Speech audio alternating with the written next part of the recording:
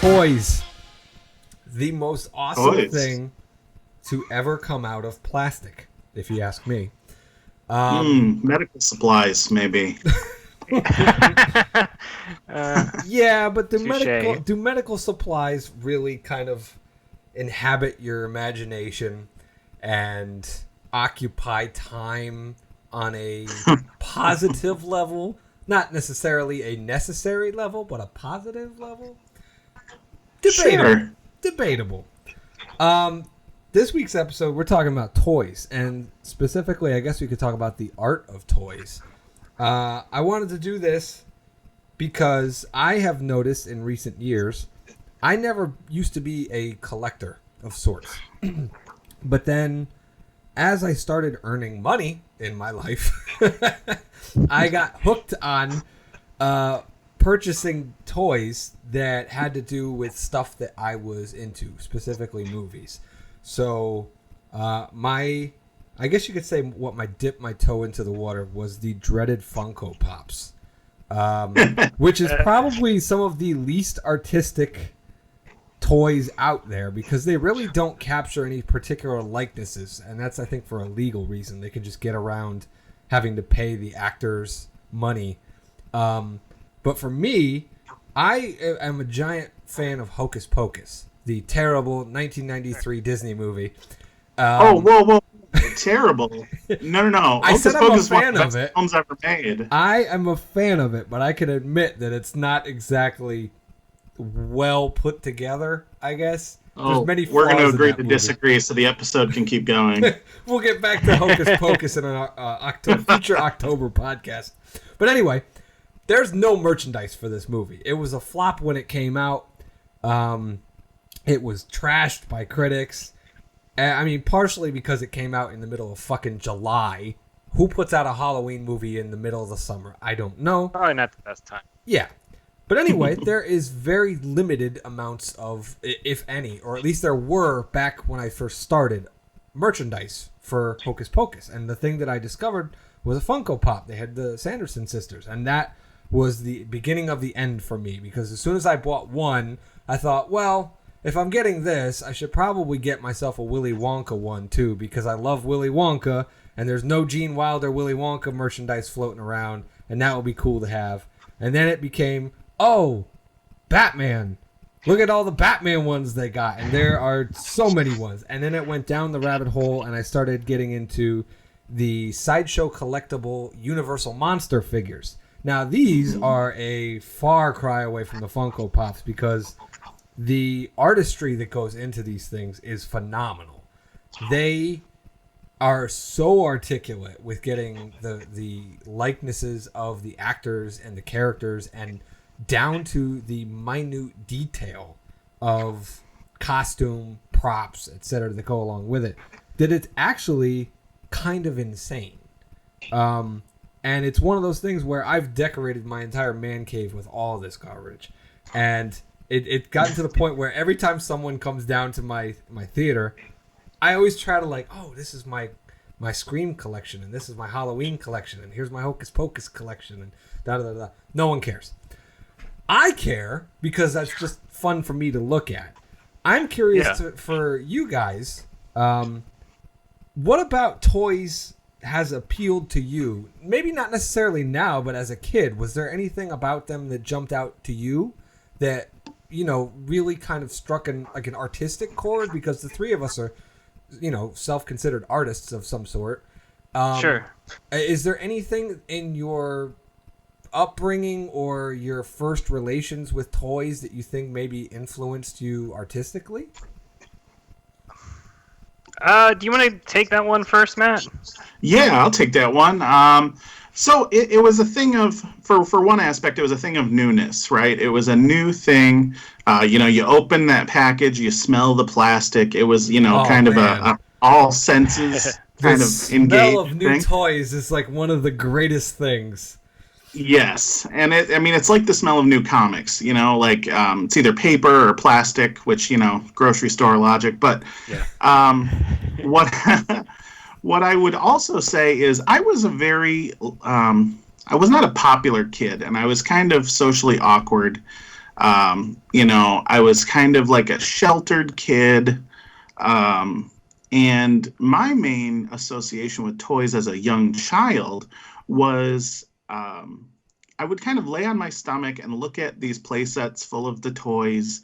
And I would kind of just imagine these little worlds. And like, it was odd because I didn't even really play that much in the, this guy fights that guy and smash them together kind of a thing. Sure. I would create static scenes with them, and then I would just kind of imagine being in that environment as if I was as small as they were. And I think it was an escape in that way. And I think in some way it's now, as an adult man who collects toys, I think that it's a security blanket for a lot of unresolved mental illness that I have not had the money or healthcare to take care of. How would you? Why would you say that's- that? I'm curious to know how does that? I guess the way to phrase it is, how does that help you cope? I guess is what I'm getting at. Yeah, and that's a good question. So it's familiar. It's one of very few kind of bright spots that I had as a kid.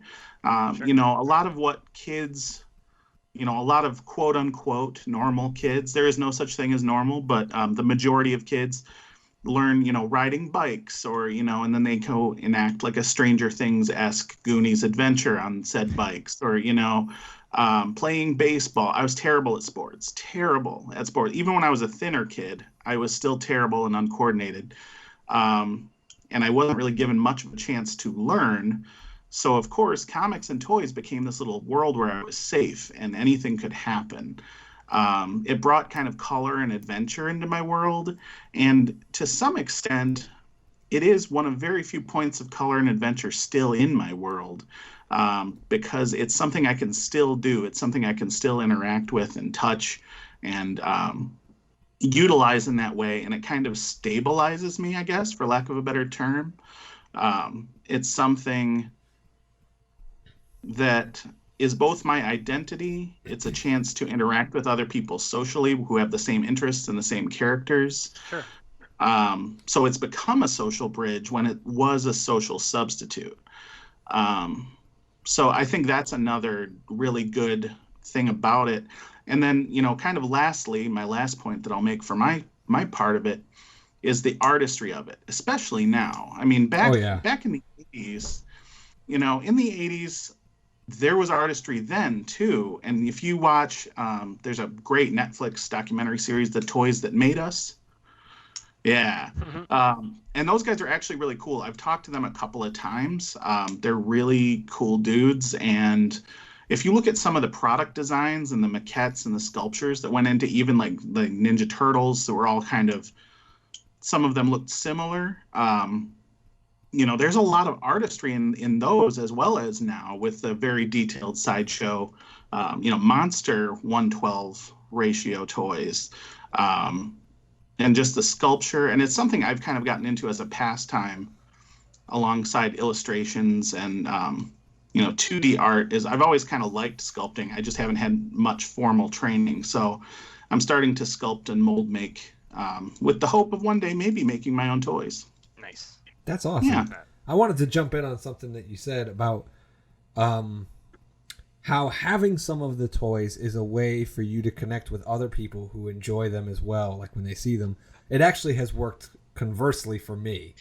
Only because of what I was just saying a little bit before was like, people come down in my theater and I'm like, oh, check this out, and they don't care.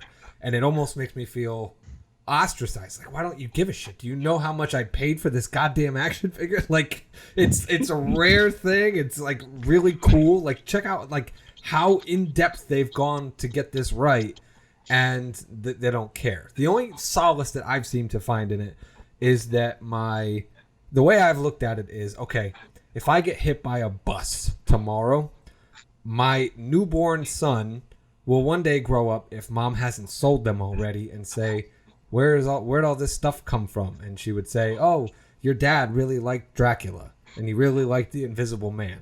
he kind of liked the Wolfman. That's why there's a couple of Wolfman things, but it's mostly Dracula and the Invisible Man. And then my kid will maybe kind of get to know me through the things I'm leaving behind.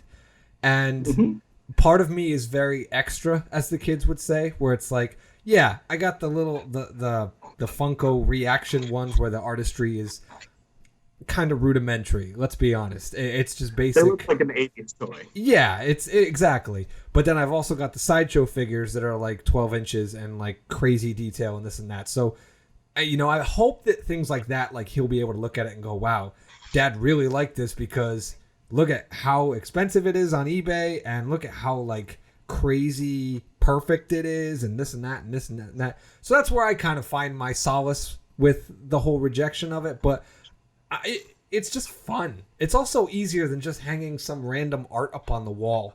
One day we're going to get into a talk on this thing about movie posters, just posters in general. But like Sure. that's part of the back set for it. But anyway, I cut off Rainwater if you wanted to chime in. It's almost like... Oh, in regards to your question? Yeah. Sure. Yeah. As a kid, certainly I had a lot of Power Rangers toys because that was my shit for a long time. Did you And have then the one with the flip heads? The ones with the flip heads, but especially like the what are they called? The Zords. Like I really wanted Yes. the. There's a point where they had like this flying dragon Zord thing, and that was like one of my favorite things because it was just a weird, interesting Zord. I don't know, like I don't know what the logic was for me as a kid, but it really appealed to me. And then the thing that I liked a lot too, actually, was stuffed toys or stuffed animals, dolls, whatever. Like the thing that I wanted for the longest time as a kid, took me forever to find, was a Sonic the Hedgehog like stuffed doll. And Wow. I don't know why, but as a kid, that was sort of, I think in my mind, that was like a plastic toy would not appropriately convey, in my mind, what I imagined Sonic the Hedgehog to be, which is like a kind of a furry animal. So like, I want a furry animal toy. It was a tactile thing, right? That makes sense. So I got a Sonic the Hedgehog doll and a Tails doll, and I'm pretty sure it's still laying around in this house somewhere. But that was kind of my fascination as a kid. I haven't really collected them as I've gotten older, though. Like, it's not something that I've gotten into personally, but that's because I have a single focused mind that doesn't ever seem to want to like disconnect from work or like enjoy the use of disposable income for things that derive pleasure, basically. That's something I'm working on, and so the closest thing to like to that I could even think of is I recently bought a Tibetan singing bowl, and that's not an action figure at all, but it's something that I use for the purposes of like calming myself. Like, it's kind of a security blanket thing. Yeah. It's something that the sound of it is like very interesting to me, and then I can kind of play with, but it's definitely not an action figure, but it's the closest analog that I could find. But it's definitely within the same vein. Like, that's the, like, what is the purpose of a toy? You know what I mean? Yeah. It's like kind of what Joker brought up before. It's like, it's calming, and it's, I don't want to, say it's for everybody, it's a coping mechanism, but in a way it kind of is. Like, when you see a toy, it's like, oh, I remember that, or that's fucking cool. Like, I wish, and this is my biggest heartbreak these days, I wish I had had a kid before Toys R Us went out of business, because for sure. I wanted to just, I wish he could experience that fun of going to not a Walmart or a Target's toy section. The whole goddamn store is toys, and you know what I mean? Like, you just go up and down the aisles looking at everything, and it's just like, it's almost like going into Willy Wonka's factory, because there's literally nothing that doesn't engage you. It like the whole thing is designed to engage. It's Kid you. Mecca. Yeah. Yeah, and, exactly. But it's almost, I would argue it's almost like creative Mecca. Like, as artists, I think the three of us can probably, and most of the people listening would agree, that when you walk into an art supply store, there's a little bit of feeling where it's, well, the first feeling is, oh shit, how much is this going to cost? But then the second feeling is, wow, look at that set of brushes, or look at these new colored pencils, or look at this, this particular type of paper or whatever. And it's that that tease of, here, there's something you can make out of this. And I think that same kind of feeling, that spark, comes out of when you see a toy. It's like, what story can I tell myself? Because when you're playing with toys as a kid, most of the time you're not doing it for anybody else but yourself. Like, you know the story that's going on. Like, you know that Batman is trying to fight the Joker to save Woody because, you know, they didn't make a Vicky Vale action figure. But, you know what I mean? Like, it was just one of those things where it was like, creativity is at your disposal. It's at your hands. And, like, even some of the things, like you were talking about Rainwater with the Power Ranger Zords, I was going to comment, one of my favorite things, I didn't own them. My best friend next door had them, was the Transformers figures. Oh, sure. There's nothing fucking cooler than a toy that becomes another toy. Like, so, like, and the creative possibilities that come out of them were just so engaging. And I felt like that was part of my introduction to storytelling as an artist. Like, was... Yeah, I was going to say, I really related to something Matt said earlier about setting up sort of diorama spaces with toys. Like, that was something I did a lot. And that definitely is, like, I can see how for me that was sort of the kernel of, like, setting up scenes and imagining scenes. Because from there on, you know, like, I would generally spend even more and more time drawing out scenes that I would imagine in my mind because I didn't have the toys available to just, you know, do it that other way, right? Mm-hmm. Yeah. So it's definitely for creative, you know, toys for any creative mind at any age. Are in a way, I would argue very crucial. You know, we don't think of them as crucial. We think of them as like kind of, I don't know, frivolous, basically. But the reality is we, you know, all of our creativity sort of initially extends from a point that we might consider frivolous. But as we put more energy into it and more, as it becomes more abstract and as we start to find ways to apply it in more generalized ways, all of that play turns into profit, quote unquote. I don't know what other word to use to describe Well, it turns into something constructive, something productive. That's a lot. Yeah, that's a better word. And, you know, and if I can interject this, one of my I don't know if you guys know this or not, you may. One of my heroes in life that I aspire to be like and consistently fail at is Mr. Rogers, Fred Rogers. Oh, yeah, yeah. And he has a really great quote. It said, play is the work of childhood. Oh, yeah. And it's finding yourself as well as others, as well as your ideas about the world in your own arena. As a kid, and not influenced by your parents' opinions or schoolyard opinions necessarily, because you can be at your house doing this stuff. And I mean, I think Rainwater, like when you were saying, you know, it's looked at as frivolous, it is in this country. But I think that is because this country is driven so hard to everything has to make money. Right. Everything has to be productive. Everything has, or, you know, if you're a child and you can't make money because of labor laws, because children worked at one point in this country, right. You know, but labor laws happen and they're like, well, if you're not going to work and bring in money, then you're going to learn skills that will make you more money when you do start to work. So, you know, we need educational toys, or we need sports, or we need, you know, anything like that.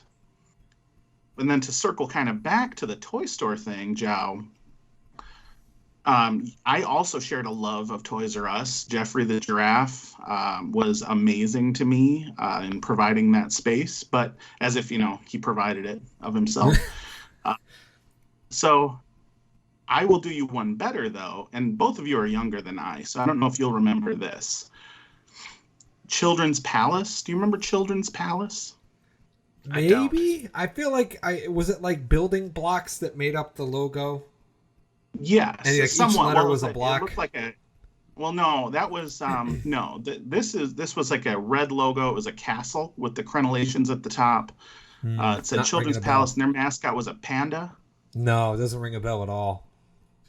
This place was bomb. Like, this place blew Jeffrey out of the water. That panda would bitch slap Jeffrey. Like, they had. Do you want to know what I got? I was probably five 4 or 5 years old, and I went to Children's Palace, and I had my run of the store. My mom said you can pick out any one thing within reason, not like a bike or like a, Sure. but like any one action figure type toy. I got a Attack of the Killer Tomatoes tomato, which is very telling of my current personality. I find the only cult movie toy in the building, and I wanted that at 5 years old, and I still have him. He's on top of my refrigerator. That's awesome. Yeah, because I have food toys on top of my refrigerator in the kitchen, so food toys on top of your actual food. Exactly.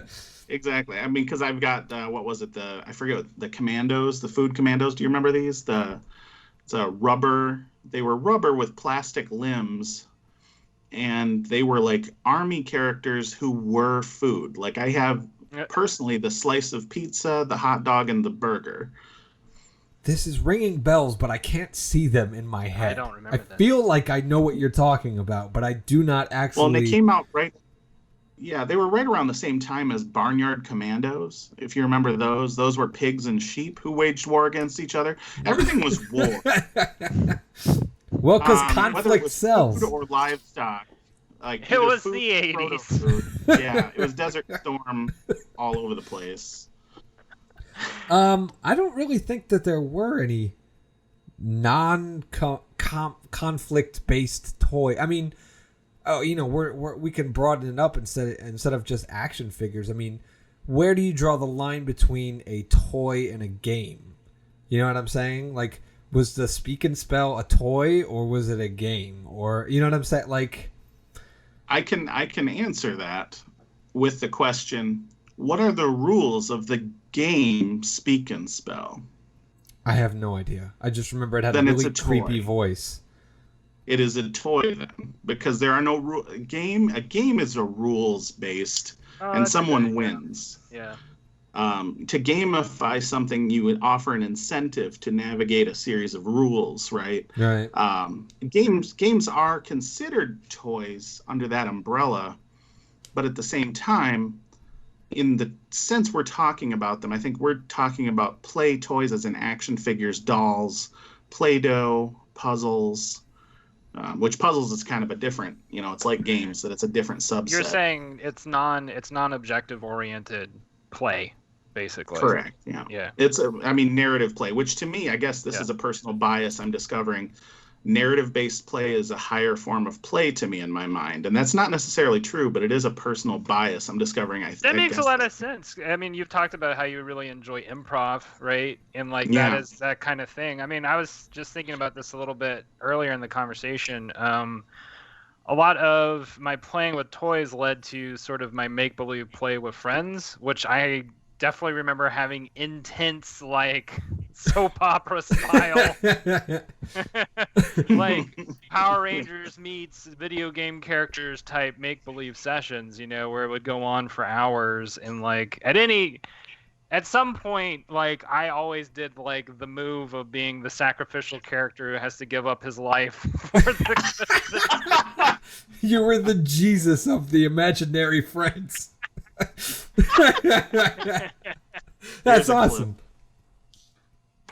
But yeah, that's go ahead, John. What are you gonna say? No, I was gonna take us in a new direction, but if you had something to add, feel free. Taking a new direction. I'm curious to know if you guys have used toys somehow in your art in modern day. So, for example, I haven't done this, but I've been playing around with this mindset for a while now, where I've been wanting to do a short Christmas film, but I've wanted to do a claymation, like the classic Rankin and Bass kind of thing. And I have come to the conclusion that I still fucking hate 3D design, much like we talked about in our last episode with Joker. But I'm starting to get there where I've been taking figures that I've found and I'm kind of emulating slowly but surely their design to try to get my head around it. Because, it's one of those things where, I'll make it and then it doesn't come out the way I want it to. And then I'm like, fuck it, knock it off the table. And I go watch a movie or stuff my face with food or whatever it may be. But I'm using current figures now to kind of develop that into my art. So I'm looking at it and I'm like, okay, the foot looks like this. It's not like how I think it looks in my head. It actually does this, and that's how that figure is more stable and da da da da da. So I did that, and I remember also when I was a kid, not a kid, but I was a teenager. I was in video production in high school. We were doing a lot of stop animation, and I was using my action figures. And I remember I forget, it was Batman and I think Obi-Wan Kenobi on a Millennium Falcon toy, and that's how I did my stop animation. Yep. And God, my right hand to God, one of my favorite short films that I ever made, only because I didn't have to deal with any other people or any other opinions. They did what I wanted to do. I didn't have to deal with an actor asking, why am I doing this, or blah, blah, blah, blah. It was, no, Obi-Wan is playing cards with Batman on the Millennium Falcon because I said so, period. So I enjoyed getting that control out of it. But I'm curious, just to circle back to my original question, do you guys use toys, action figures, whatever it may be, as inspiration in whatever kind of art that you may be dabbling in or working in at this point in time of your adult life? You want to go first, Matt?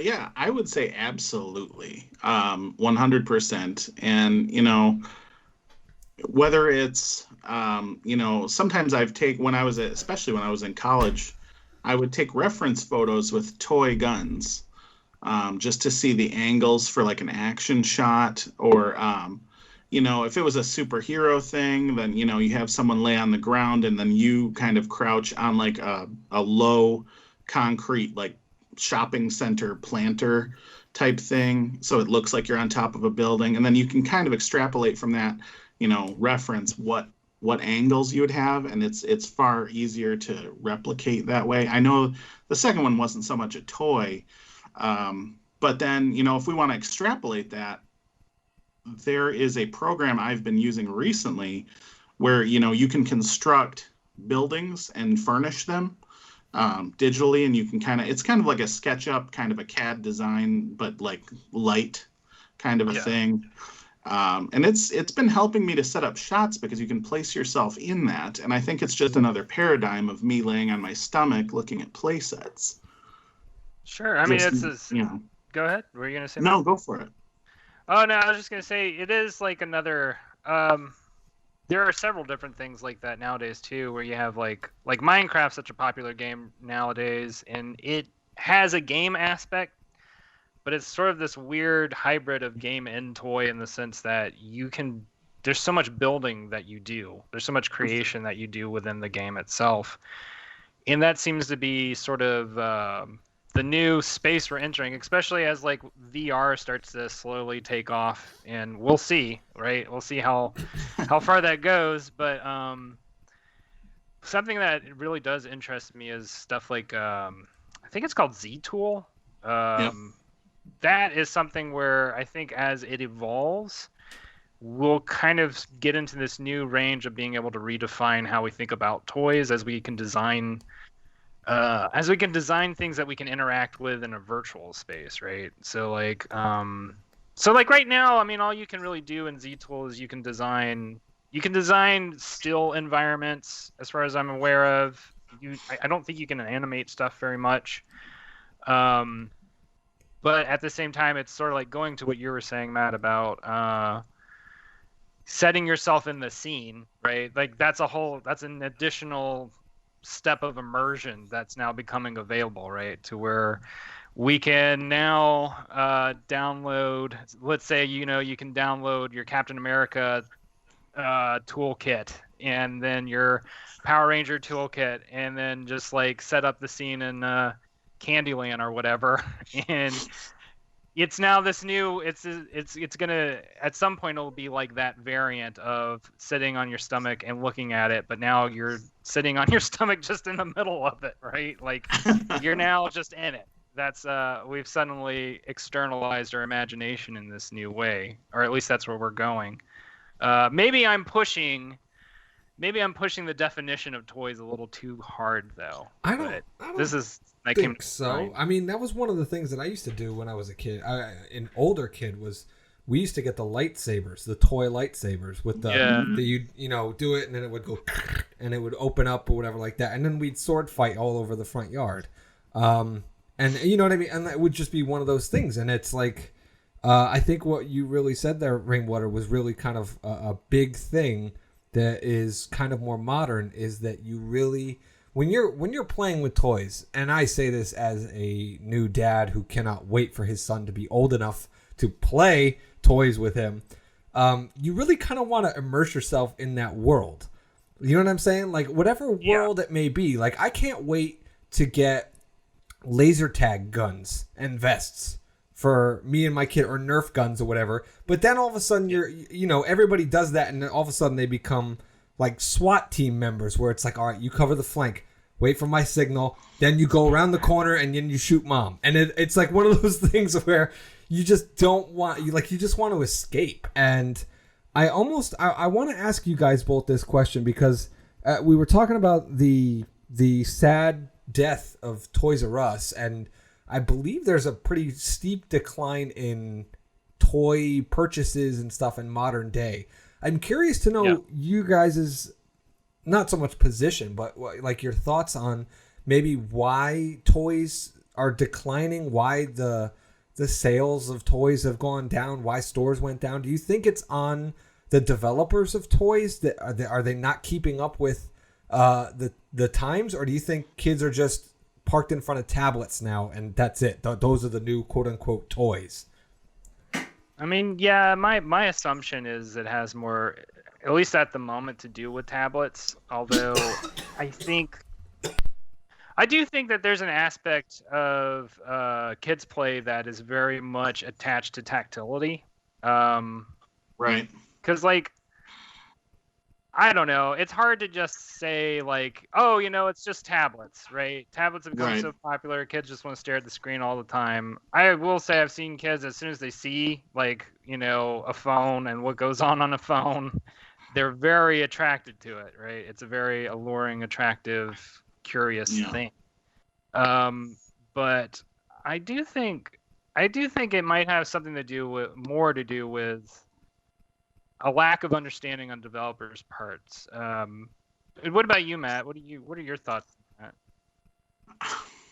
I can see where you're coming from on that, and I don't necessarily disagree. But I also think that we as a society value the analog far less. Oh, yeah. Absolutely. Digital, it's a glowing box that can take you anywhere and do anything.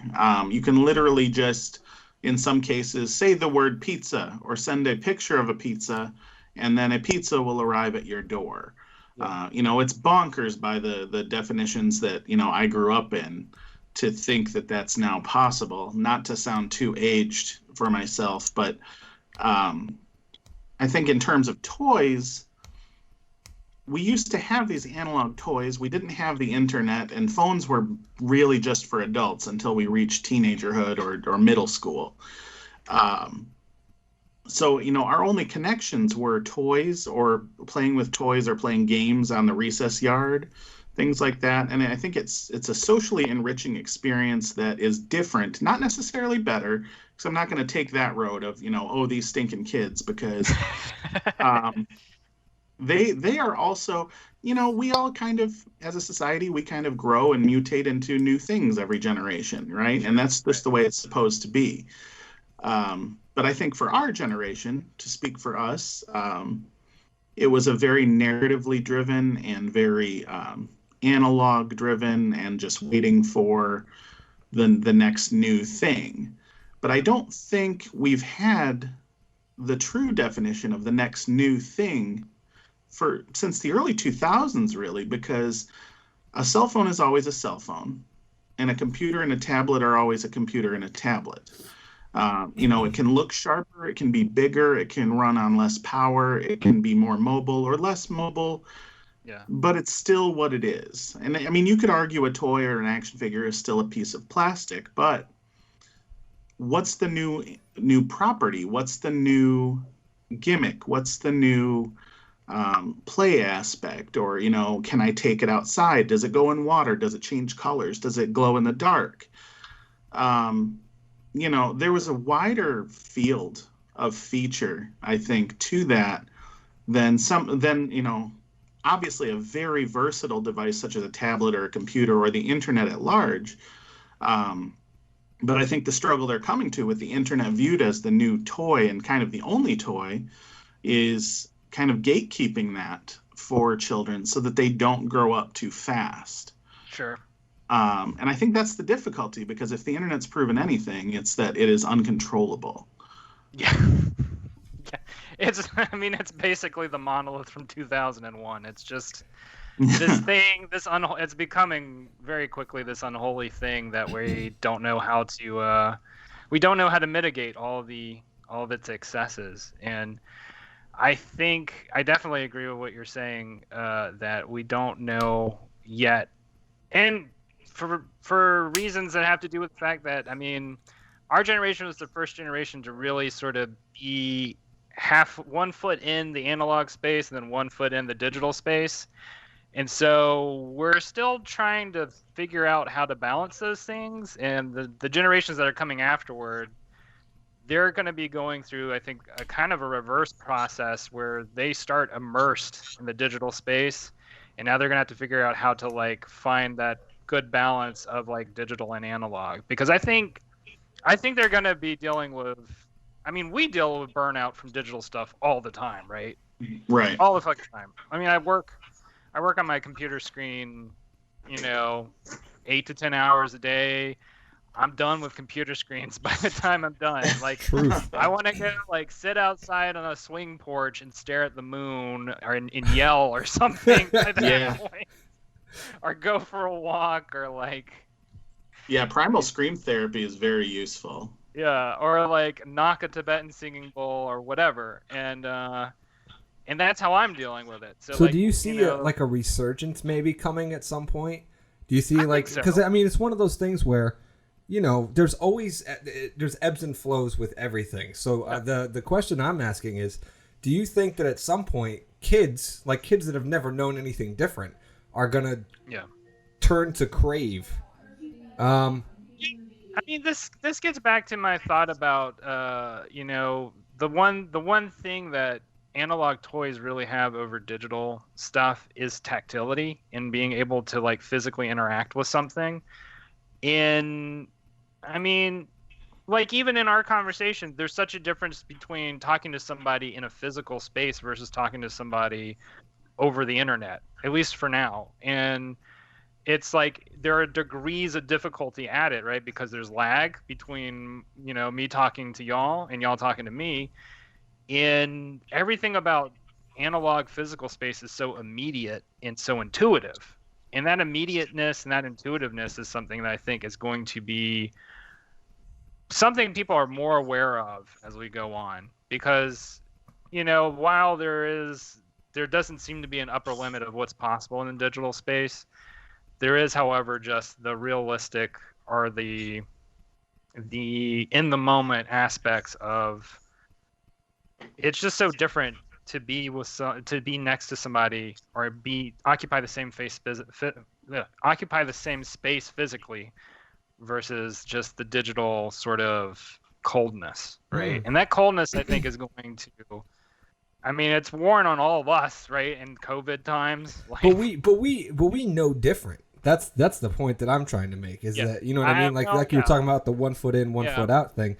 There's a generation that doesn't know anything, doesn't know life without Facebook or Twitter or Instagram or TikTok. Last week when we were talking with Taylor, I had mentioned this idea that I think about a lot. That was something that Brian had talked about, who's this music producer and artist who I really appreciate. But something he said that I think about a lot is this idea that the glitches or the quote-unquote negatives of the previous art form inevitably become the points of fascination and interest of the next art forms.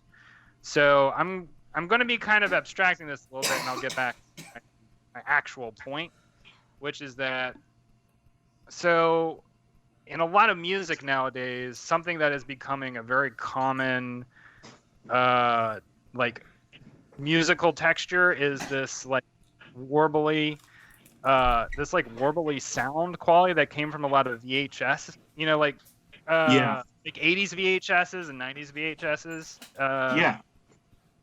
And that's become like a point of like synthwave, right? Is like that Yeah. is now like because it has a nostalgic tone to it. And Synthwave or even like vaporwave. yes, exactly. Yes. And that nostalgic tone has become something that is now fascinating to our generation. And I think It's yearning for home in a way. Yeah, exactly. And I think, we're all still born analog anyway.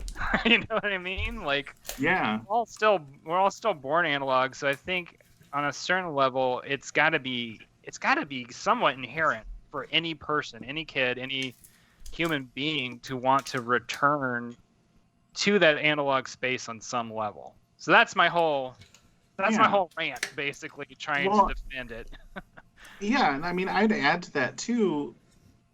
I kind of feel badly for kids right now, and I mean, this is the classic like middle-aged to old man take, right? Yeah. Like you're either gonna shake your fist at them and get off my lawn, or it's gonna be I feel badly for them because they're not me, and that's not really where I'm gonna go. But Sure. Since Joe, you said that they've never really known different, and that's true. And like my spouse, for example, Erin, my spouse, female person who identifies as female, she has siblings who are between the ages of 5 and 13 now. And so I spend some time with them, and I mean my perhaps I guess Arrested Development served as a communicative tool to the oldest one, who is 13. Yeah. Because, I mean, kids speak in memes now, right? We kind of do too, but, it's like the Star Trek Next Generation Darmok episode, right. Speaking. It's over Zhao's head. So for Zhao and the audience. Flashbacks to last week. Briefly, Darmok is an episode where Captain Picard gets beamed down forcibly to the planet along with another alien person. And this race of aliens only speak in phrases that don't relate to what's happening, but they relate, like if you know what that phrase is, you know what they're trying to say. Like if you understood their whole history, you would understand what they were talking about, basically. Right. Like he looks at Picard and he says, Darmok and Gelada Tanagra. And then he's like, what do you mean? And then he takes out a knife, and Picard's like, are you going to attack me? No, he's going to try to give him the knife because they have to defend themselves from something. And they have to kind of learn to communicate in that way. And I think that's really relevant now with us and, kind of the meme generation. And it's helpful to kind of step outside of our analog box and learn those memes. And I know the episode is toys, right? And I'm not trying to get too far off the rails, but I think memes are toys. Yes. In a way. Yes. That's interesting. Hell yeah. That's very interesting. I never That's thought of the hot take. I mean, because Zhao, like the Darmok episode today would be like Leonardo DiCaprio snickers, his glass raised. Like it's the Django Unchained image that people use. Something like that. And I mean, these kids are growing up in that environment. And then it's also, where we were like forced to like, you're either going to go to college or you're going to go to the factory and you're going to make money and you're going to be productive one way or the other. Now it's, you're going to be a coder, you're going to build a website, or you're going to be an influencer, or you're going to, just compile information like crazy and be your own brand, right? That's the new thing that kids are being kind of pressured into, either by media or society. And their brains are astounding. The amount of data in detail that they can process so quickly, it's quite impressive. And I mean, if you watch, I don't know if either of you watch TikToks or, any of the YouTube. Yeah, I try to dip my toe into it at the very least. Yeah. I mean, I end up watching a lot of them, and what I find is these kids are funnier than, I'd say, 40% conservatively of comedians I've ever seen. I agree 100%. There is some amazing so humor. Hard. Yeah, there's some amazing humor on TikTok that just astounds me. I'm not worried about the next generation in that way. They're brilliantly smart. Yeah. I just think that the analog, which coming back to toys, something that the analog gives you is humility and the ability to empathize with someone who's not in your exact same shoes, instead of judging them and categorizing them as if they are data. Right.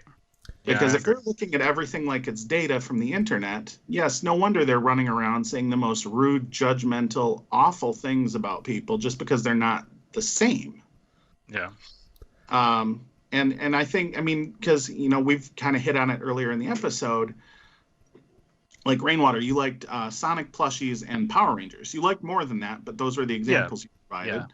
Zhao, you obviously like Batman. Now you like Funko Pops and, you know, that aspect of it. I'm addicted. There's a difference. Fair enough. I mean, I'm trying to kick that addiction. So, and absolutely, so am I. And I mean, if I had to say, I was probably a Ninja Turtles, X-Men, and Pee Wee Herman guy. Those were my drugs of choice as a kid. And so we all had different things we liked best. And that kind of created different personality notes in each of us. But we were familiar with each other's kind of things. Like you call me Joker, Joe. I love Batman. I love Joker. I love all that stuff. And I mean, Power Rangers, I knew the theme song by heart. I loved Putty Patrollers and, you know, all of that awesome stuff. You know, never missed it because it double featured with X-Men. I don't know if you remember that, Rainwater. That's right. Yeah. Yeah, that's right. And, you know, from that, you know, kind of using memes as a toy, you know, our toys also informed us about each other's backgrounds. You know, in terms of, you know, oh, you like Batman. So here's what I gleaned from that. You like action, you like justice and being a good person, but you're not necessarily afraid to take a hard, like hot take stance to kind of shock someone into being better. That's true. Right. That's what I would take from that. And then like Power Rangers and like Sonic the Hedgehog. And I mean, I'm going off the cuff here, but like I would say, you know, I'm kind of cheating a little bit because I know Rainwater a little bit already, but something about Sonic that it's very nature based, especially in the comics. Because I know Rainwater, you like the comics, right? And I mean, in the video games, every time you smash a machine, an adorable bunny or bird comes up, and you freed that soul from the machine, which is another analog versus tech thing right there in the narrative of that.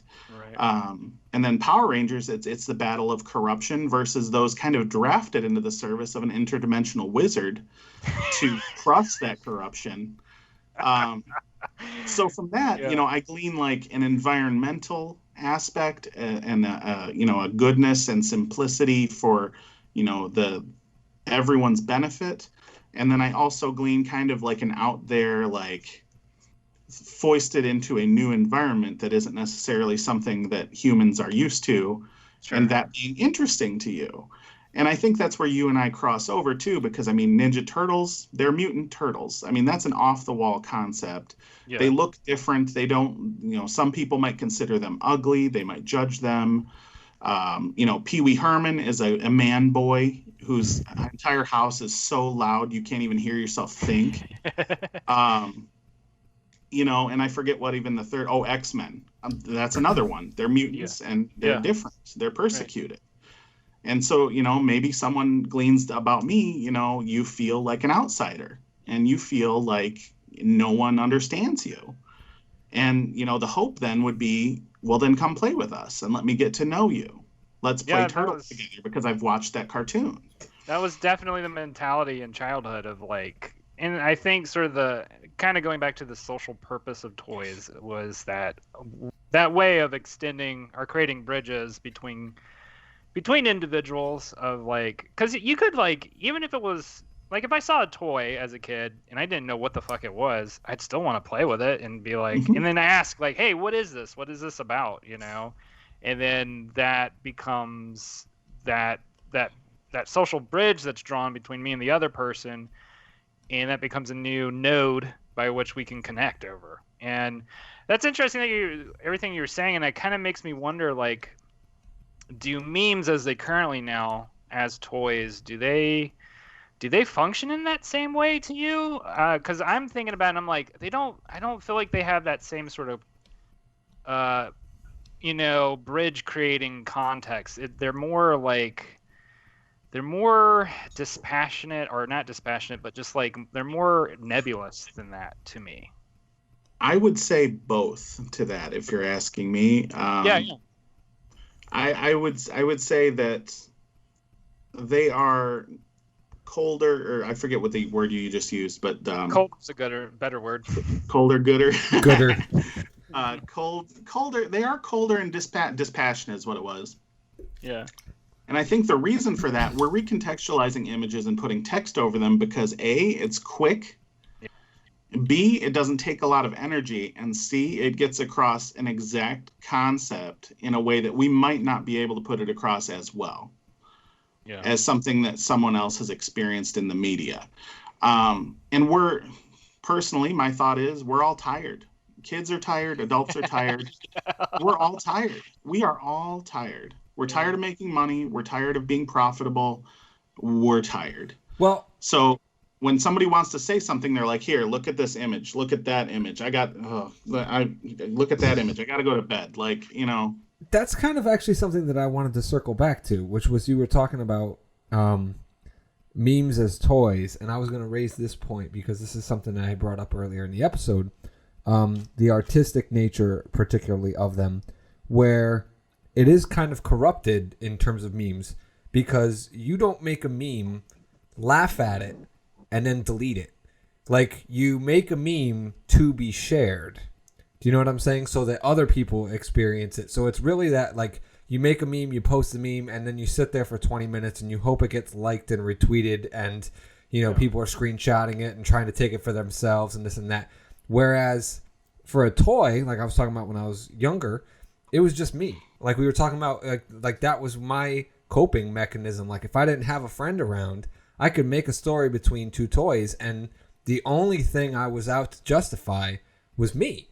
So I'm curious to know if that really has to do with the corruption of art in a sense, because nowadays I have the hardest time when I'm making my filmmaking stuff. I know in my head the lesson is make it for yourself. If you wouldn't enjoy it, don't do it. Like, da-da-da-da-da. But at the same time, I overanalyze every scene that I write, every line of dialogue, every character that I inject. It's like, are they going to like this? Or is this too edgy? Or is this going to offend somebody? Or is this going to be... It's all about everybody else. So I'm curious to know, do you think memes really do fall into the toy spectrum? Because they are more about connecting with people as opposed to just the artistic self-gratification?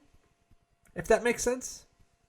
No, it's a good counterpoint that you're bringing up, Joe. I agree with everything the Joker said. Yeah. Like, he was blowing my mind before with that whole analogy, but you know what I mean? I was just looking at that other side of the coin where it's like, I love the innocence of toys where it's just about, or a better word I guess would be, is the selfishness of toys where it doesn't have to be about other people. It could literally just be about me. I want to see. I never saw a movie where the Joker punched Batman off the castle of Wayne Manor. I'm gonna do that right now, and Batman's gonna fall, and he's gonna do this or do that or whatever it may be. Like there's some artistic merit in that whole. Well, this is what I wanted to see. Fuck the rest of you guys. I'm doing it. So, in terms of that, and I'd like to build on what you're offering, Joe. So yes. Your play sessions were just for you, and mine were just for me. Mm-hmm. Absolutely. And that's what we love about it. Let me not sully that point. But I would argue that, yes, memes are absolutely toys, but they are now... We can no longer keep our play sessions for ourselves. Everything has to be on you. People are sharing video games that they would play by themselves in their house. It drives me nuts. I never got into that fad where people watch other people play video games. I hated it as a kid, where it's like, oh, there's only 2 controllers. It's a 2-player game, and there's 3 of us. Well, what the fuck am I gonna like? I don't get that secondhand living vicariously through another player type thing. But I understand what you're going with it. I don't know, Joe, in your background, if you ever had... Let me ask you this before I make my next point. Sure. Did you, Joe, ever have a moment where you brought a toy for show and tell, or you brought a toy to play with others with, and people made fun of your toy, and they didn't like it the way that you did? I can't cite a specific example, but I can tell you that I can definitely, like, I got like a PTSD maybe where it's like I blocked the memory out, but I can definitely understand the emotion of that rejection. So I feel like I have. Well, and I mean, in some ways, you're getting it now with your man cave when people don't care about your Dracula. Absolutely, setup. absolutely. Yeah. So what I would argue then, or what I guess it's not an argument as much as I'd posit, memes are toys that you can't keep for yourself. All of our toys now have to be shared for judgment by the play yard. And you're hoping people like them. You're hoping people like them because you're hoping people like you. Right. And you've attached your identity to that in the same way that you would privately attach your identity to Batman punching Joker off Wayne Manor. That's true. And that was for you to develop yourself privately, and then you could go out into the world with your more developed self and function more adequately in a social sense. So basically, but now my you are private developing in a social sense in public. You're saying basically my private sessions were practice. Correct. Okay, I can see that. The work of childhood, practicing to be. That's fair. I can definitely, I can get behind that. I can see that, but it's just like there's, I don't want to say room for failure there, but there's room to experiment, to try, to, you know what I mean, to do something and then look at it and then reevaluate. It's like a scientist in a lab. Like, do you know what I'm saying? Like you're gonna try a whole bunch of different things and then you're gonna see which one you think works, and that's the one that you're gonna put out there. Whereas now it's a lot more immediate. That like you're not trying. You know, I don't know anyone who develops 6 different variations of the same meme, looks at it and goes, that's the one I'm going to post. It's just, no, I've got this one idea. Boom, there it is. Judge me, internet. And there's no innocence to it. There's no, I don't know how to articulate what I'm trying to say. I just feel like go ahead, Rainwater. No, I mean, I'm just, some of the thoughts that were starting to come up in my head as we were talking about this is, some of the ways that I sometimes use Twitter is sort of toy-like or experimental, at least, because I'm kind of this mindset where I'm like, I just want to see what gets what kind of reactions. How would people respond to these ideas, these thoughts, whatever. 11/11. Yeah, that's why I did the 11/11 tweet series, which I might pick up again eventually. I missed that. But there was, it was just an idea to, like, for one, see how many people would respond at what times of the day, because I wanted to understand, like, who of the people that follow me, like, when are they up? Yeah. Like, when are they? I've done the same thing. Looking at Twitter. Yep.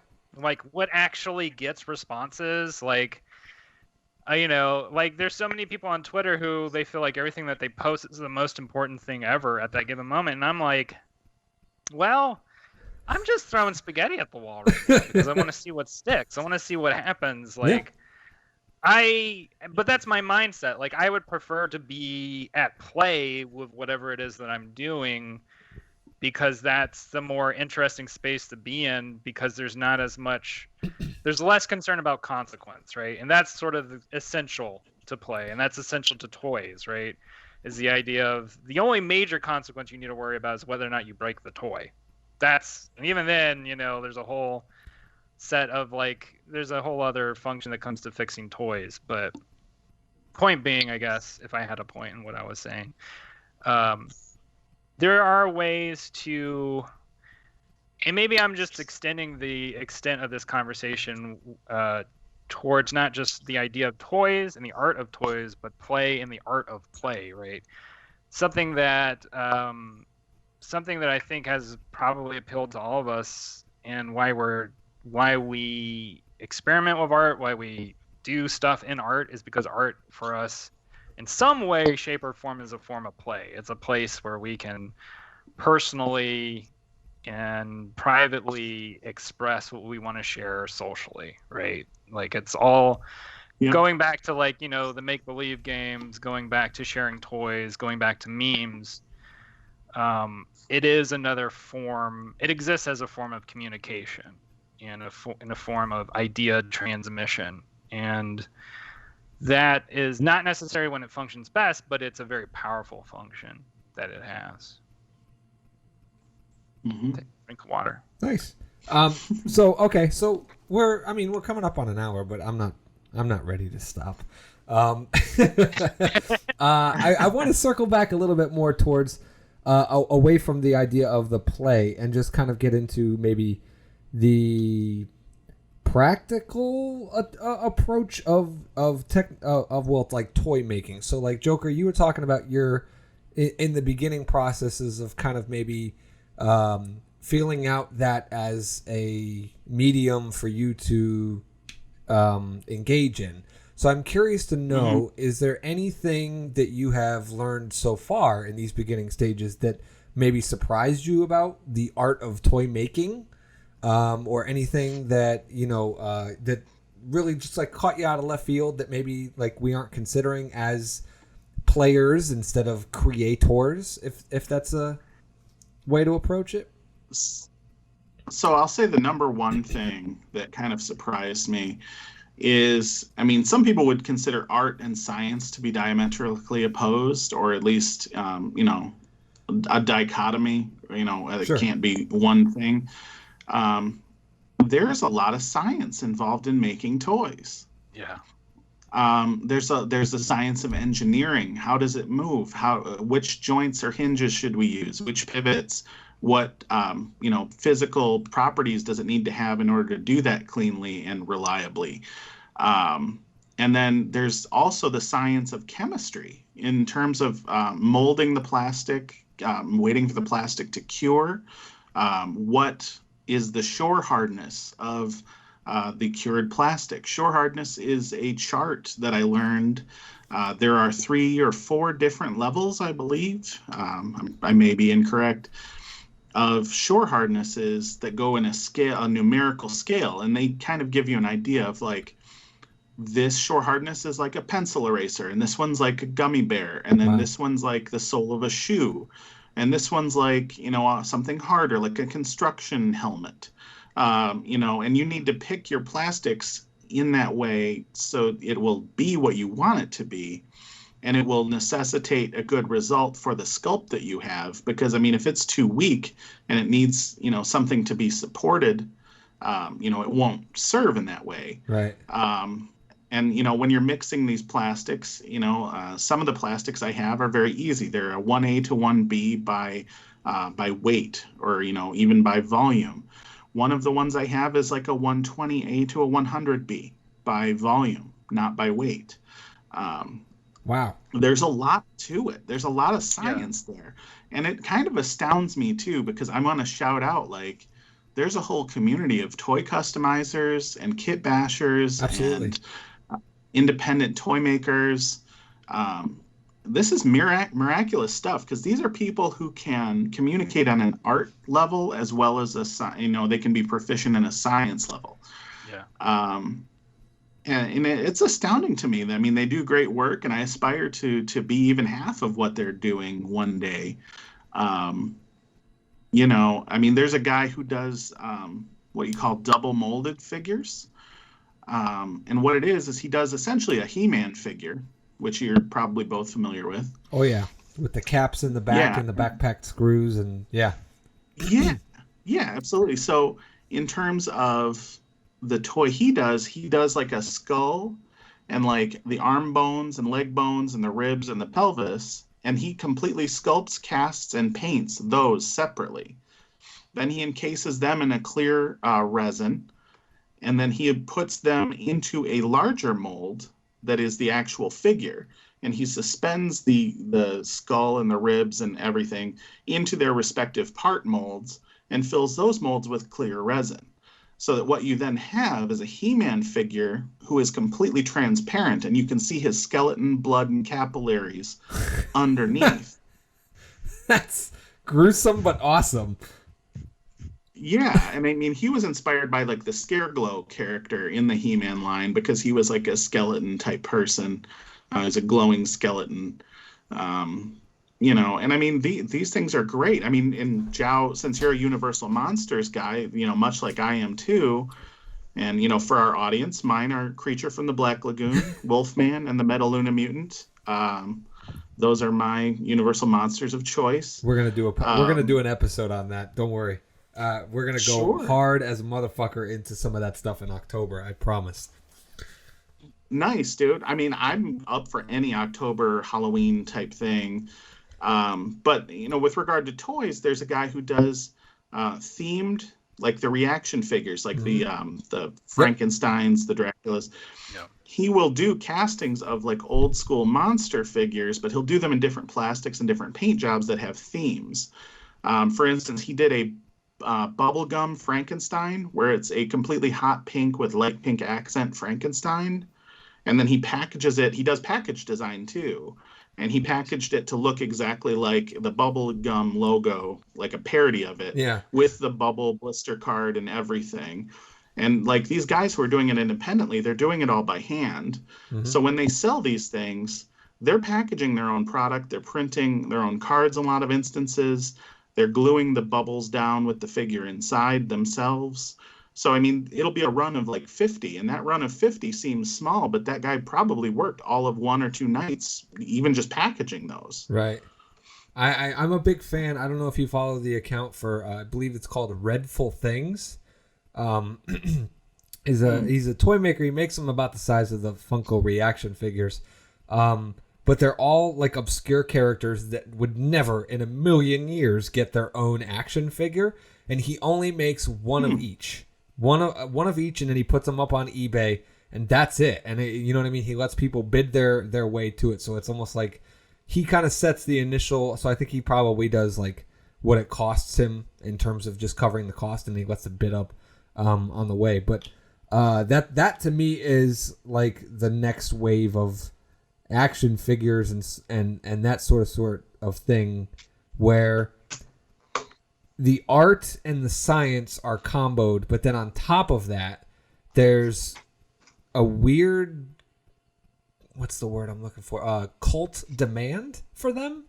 And yes, yeah. I almost feel like that's like, it's almost like toys are becoming an underground thing where, you know what I mean? Like, it's like, if you want to be the fucking cool guy, you've got the fucking toy. Like, there's only one of these scream killers in existence, and I've got it. I'm the only one who has that particular figure.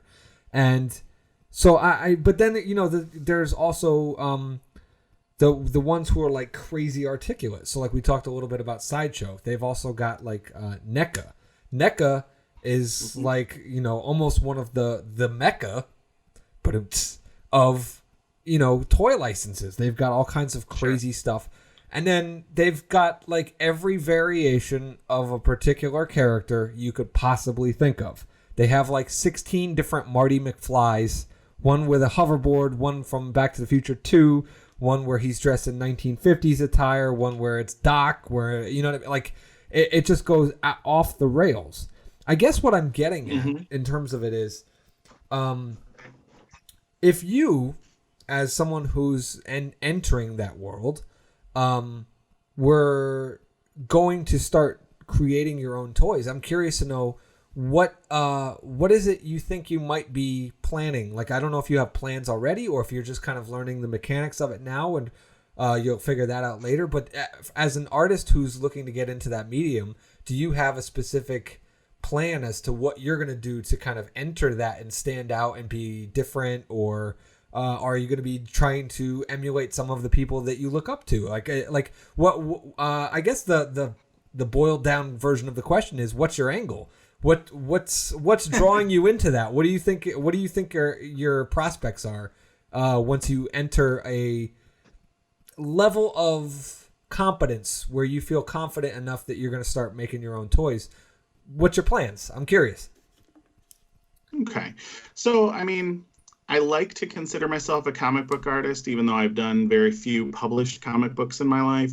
And it's been, a strange mix of anxiety and depression and money and stress that have kept me from being productive in that way.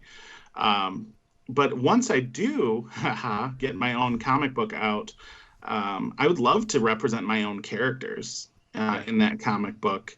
And maybe just, do like if I do the Kickstarter, like that can be a higher tier reward is, you get figures of these characters or, something like that would be fun. At the moment, though, my main goal is just to round out my X-Men Marvel Legends collection. That's because like there are characters that are not made or they're not made as well as I would like. That I want to try to kind of cobble together my own versions, or for instance, like Hasbro just did this crazy Kickstarter for the HasLab Sentinel, like the X-Men Sentinels, like the robots that hunt them. Yeah. I don't know if you guys saw that at all, but the MSRP for this toy, this action figure, is about $600. Whoa! Wow. Damn. And it stands taller than a toddler, and it's gigantic. And it came with 2 full-sized action figures that were subsidiaries of it because they were stretch goals, things like that. But I mean, I like Sentinels, and every time they release a Sentinel, like the cheapest Sentinel I can get right now is $200. Yeah. So there are people who are, kind of finding workarounds, like using Build-A-Figures, which I don't know if you're familiar with Build-A-Figures. That's kind of a new trend. Each figure is packed with a piece of a larger figure. And then the idea is you collect the entire line to construct a larger character. I've seen a little bit of that. There were some Universal Monster figures that I was looking at where it was you get Dracula, the Wolfman, the Invisible Man, the Creature, and then they each come with a part of Frankenstein, which I thought was kind of a cool gimmick that you assemble Frankenstein. But that's exactly the same thing that you're talking about. There was another toy that did that too, and I can't remember what it is right now. But it was some of the Batman Begins or the Dark Knight figures where it was like you have to buy the entire goddamn collection if you want the bat signal. And that used to annoy the shit out of me because it's like, I don't really want to buy the Rachel Dawes action figure, but all right, here's my extra money. Do you think that some of these toys, like you're talking about, it was like $600 for a figure or whatever, and I'm currently doing the flex plan on 2 different Sideshow figures because I want the Ghostface action figure and I want the Michael Myers one, but those things are way too expensive. So I'm like doing incremental layaway payments to get them. Do you feel like that because the art of toys is, I don't want to say frowned upon, devalued in modern day, that's what's driving the cost up? Or do you think it's because of the artistic attention to detail that's going into them, like the minute things, like if Thanos had a scar right here, they make sure that there's a scar right there, and you're paying an extra $20 because he's got a scar right there. Do you think that's what it is? Is it the fine detail that is driving that price, or do you think it's the fact that they're just trying to make sure they can cover losses because they don't know if it's going to sell? Yeah. I would say actually neither. I think it's kind of portrayed as, the high level of detail, or we sculpt this or we sculpt that. Yeah. And that, by and large, started with Todd Toys, with Spawn, right? Those started to become the photoreal toys back, when we were teenagers and things like that. And God bless him, Todd's a business genius. He's still out. He's still doing it. And he did a Kickstarter for one Spawn figure that was, I think it topped like $3 million, something like that. It made a lot of money. And he then used that to prove to toy companies that Spawn is still marketable. So he's parlaying it into a new series. I would say that it's shown on the face that it's more detail that drives the price up. These things are made overseas for probably $2 a unit, if not less. Yeah. It's profiteering in one way, and then it's manufactured exclusivity and manufactured rarity by adult collectors who are nostalgic for their younger days, such as we are. There's only a certain point I will follow that to. I think my absolute roof for a toy is $20. I just won't buy any. I mean, partially because, my student debt owns much of my money, but amen. Yeah. I just, on principle, I won't pay more than $20 for something that's a toy, because I think for it to be a toy, let's not get ridiculous. It's and these collectors, they use robot programs on Target.com, Walmart.com. Oh God, I know exactly where you're going with this. Buy up. Yes, they buy up all the pre-orders, all the pre-releases, and there's a new term on these sites for toys, and it's pre-sold out. They start a pre-sale, which to me means we're going to start selling this to probe whoever's interested before it comes out, so that we know how many to make. Yeah. Right. And we will make extra and sell it thereafter as well. Not true. Now we pre-sell a certain amount, they're pre-sold out, and then good luck if you can get them when we decide to make another run of them a week or two into the release. Right. And these adults, I mean, varying degrees of fetishizing these things. And, we are three men who play with toys or like toys. I'm not trying to speak out of school. I haven't played with them. That would require me taking them out of the box. See, and I can't. I have some that are in the box because I have these dreams that it'll be like, oh, the death of Superman, which was not a collector's item at all, because they made more of that issue and hopes that people would buy it, thinking it would be worth something. I have to take them out of the box. I have to at least hold it in my hand to get that bonus, to get what I'm looking for out of it. I have to smell the plastic, feel it in my hand, pose it in a certain way, put it on a shelf. Yeah. If it's in a hermetic bubble, it's like I'm looking at my childhood behind a glass case, and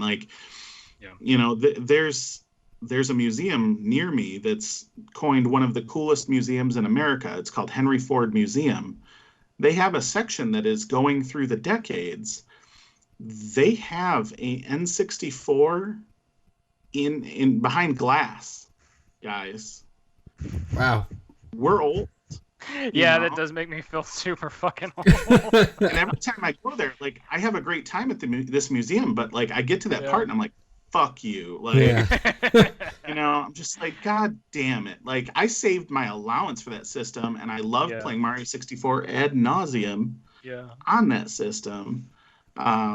Still toys, that's still related, but my point I was making before is it's just overly fetishized. And there are, you go to the conventions, which I used to go to frequently, but pre-COVID, and some people are pretty normal about it or pretty even-handed, but then there are others who their whole livelihood are these toys. Yeah. And how many crates of this and how many units of that did you get and whatever. And it's like, these guys all probably just like Ninja Turtles too. But now, they've started a business so that they can get free toys, basically, or, make a living off of toys. Yeah. And, there are reputable businessmen who run actual stores, but then that's not who I'm talking about. There are flippers and these pirate pre-order guys and, and they're taking, heaven forbid an actual child wants one of these. Yeah. That's the truth. Yeah, that is an interesting thing to bring up. I think this is a very good response to what Jao was asking previously about what is the deal with why toys are less prevalent, it seems like. And I think you're really pointing to something, which is that it is sort of a manufactured rarity or there's less toys to go around because that's where the money is. What you're saying. Yeah, that's what Joker led with at the very beginning of the episode, was that everything has to be profit driven, and it's all about the business and how much can we make. That it's no longer about a child's enjoyment or fulfilling an area of their loneliness when they can't go play. I mean, look at fucking right now with all these kids locked up in the houses and, you know, they can't go to school and this and that. Like, toys should be booming right now. Like, that should be a stock that everybody should have been watching go up, up, up, up, up. It didn't. Like, well, GameStop went up. Well, GameStop's a different story. But yeah, but that was somebody playing with a toy of a sort. I guess Reddit is a toy now too, but or the Robin Hood I'd app. argue in the internet age, I think the internet has made us the toys. We're all playing with each other. I mean, I don't have an OnlyFans yet, but I'm working on it. Yeah, I mean, I do need money, and you know, I'm just thinking to myself, is there a market for a guy like me on an OnlyFans? You know, I've long said to my wife that I think really what I need to do is just start an OnlyFans where it's me holding my newborn and like vacuuming or doing the dishes or something like that. I think I would get tons of women to subscribe to that, but she thinks I'm a crazy person for trying that. But I thought it would be hilarious, and I think I saw somewhere, not to deviate from the topic of the episode, but like Donnell Rawlings is on OnlyFans now, but he's just doing comedy. Like they're just trying, like they're pivoting. They're trying to become Patreon. And it's like, what are you doing? Yeah, and that's going back to, you know, that is the one fun thing about the digital space, the internet, is there's so much room to experiment and try new things, and that's where all the, you know, the big question marks come up and people go, what the fuck? And then new things happen, right? Who knows what comes out of that, right? What's the new development after that? Well, I mean, I just wish the new things didn't always revolve around profit. Sure. Yeah. Because some of the new things could be cleaning up the oceans. It could be proliferating solar power. It could be wind turbine proliferate. And I mean, there's some of that going on too. I'm not going to say there isn't, but it's a toy that is the capitalism wars, is what the internet is. It's capitalism wars, the video game.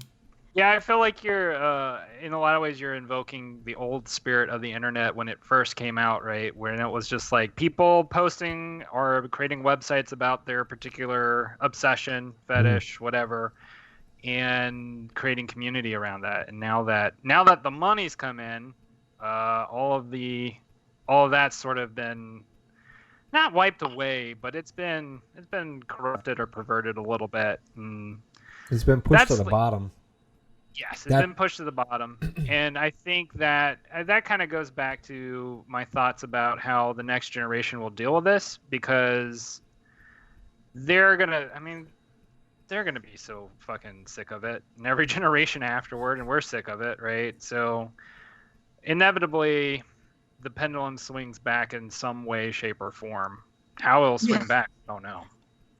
Well, I think it's definitely awesome that Joker is leaning into this as a medium, as an artist, because I think as an artist, a lot of us don't like to be pigeonholed necessarily to one medium at times. Like there were times when I was thinking about doing my films as comic books, or like, you know, filling in additional material. And even now, like I've got Haunted as a screenplay that's not doing anything. I started adapting it to a novel because I thought, oh, you know, if I make it as a book and I sell it on Amazon as its own thing, and then it does it, I could just say, oh, it's based on the book, and then maybe that'll get somewhere or whatever. But awesome. I think that's awesome that you're kind of leaning into the toys, because it's obviously, I mean, as artists, we appreciate the articism that goes into the creation of the toys, especially you, because you were throwing around 1Bs and 2As that I have no fucking clue what that means. But it's important to you, so that's why you know it. And you're going to use that to not just, I don't want to say support your comics, but also amplify. Like you're giving your readers, you know, another avenue to enjoy that content. And I think that's an awesome thing for an artist to do, is to branch out of a comfort zone, to do something new and exciting and offer their audience just a little bit more. If they want it, it's there. Like there's no real harm in it, especially if it brings you peace and joy as an artist. So I think we should definitely plug, if people are interested in Joker's art and his journey into becoming a toy maker. Where can people follow you to kind of get that stuff to kind of watch you grow, because that's, to me, as a storyteller, I like watching the journeys of other storytellers personally. So Sure. where can people check that out? So my main social media right now would be Instagram. It's at Fun Button Press. So yeah, so that's where I'm putting a lot of my drawings. If I'm in any other way or posting any kind of sculpture, it'll be there. So please follow if you like.